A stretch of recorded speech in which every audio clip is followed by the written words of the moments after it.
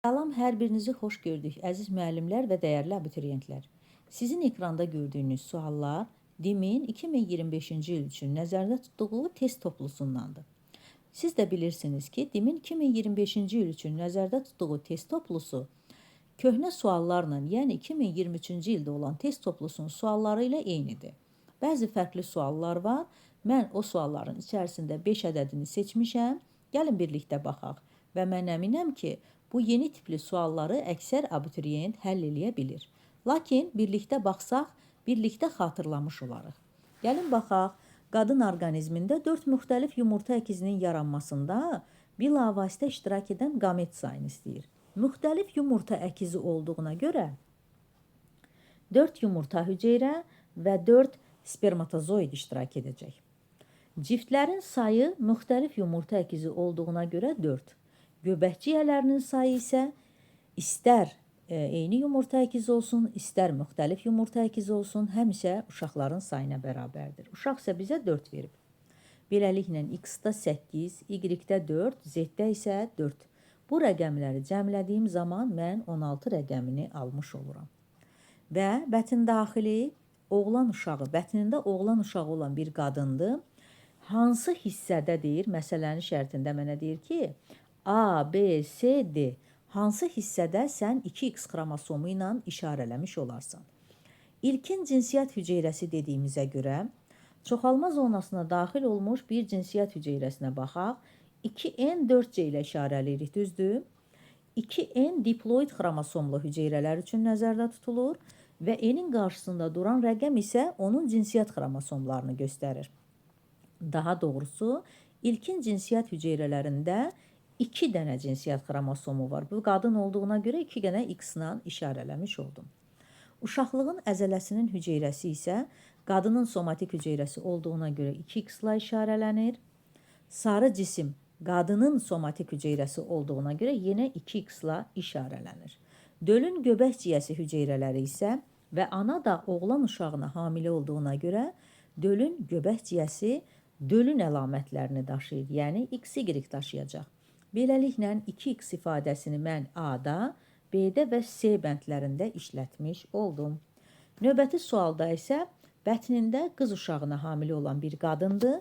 Burada da yenə cinsi xromosomları XX olan bəndləri seçin deyir.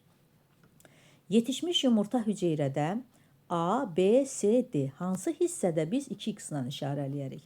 Yetişmiş yumurta hüceyrə olduğuna görə yetişmiş yumurta hüceyrə NC ilə işarələnir. Baxın, N-in qabağında bir rəqəm olduğuna görə mən yetişmiş yumurta hüceyrəni 1x-la işarələyirəm.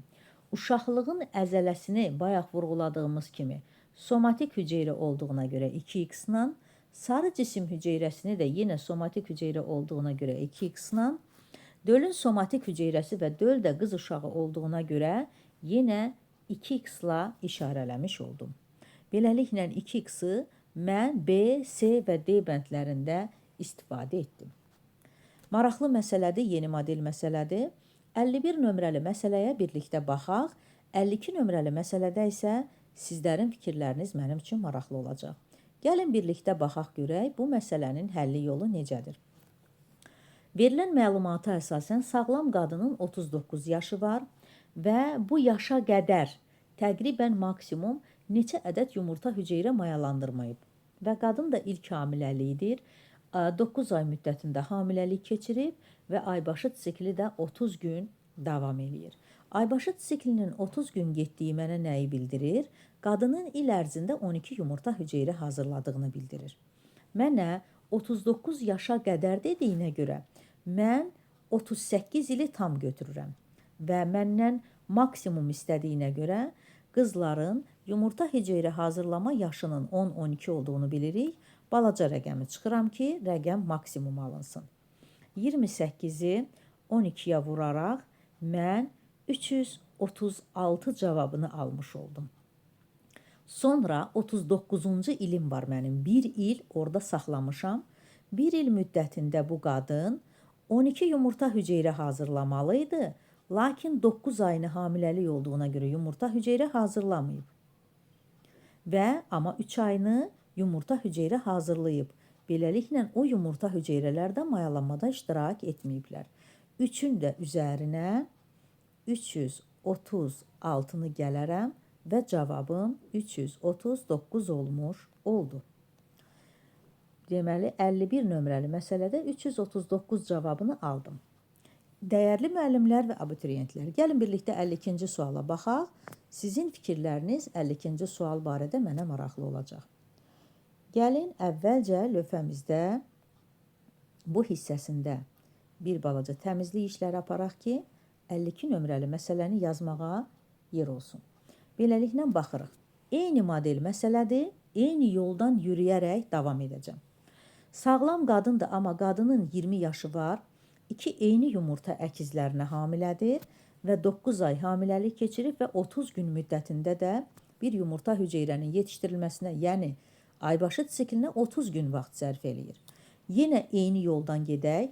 19 ilim tam var və məndən minimum istədiyinə görə qızların 12 yaşını çıxıram.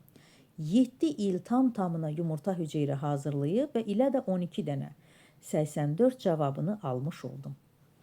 Son 1 ilim qaldı 20 il müddətində. 1 ilə 12 yumurta hüceyrə hazırlamalıydı. 9 ay hamilə olduğuna görə hazırlamayıb, 3 ay isə hazırlaya bilərdi. Beləliklə 84-ün üzərinə 3 gələrəm, məndə 87 cavabı alınmış oldu. Sizin fikirlərinizi nə üçün almaq istəyirəm?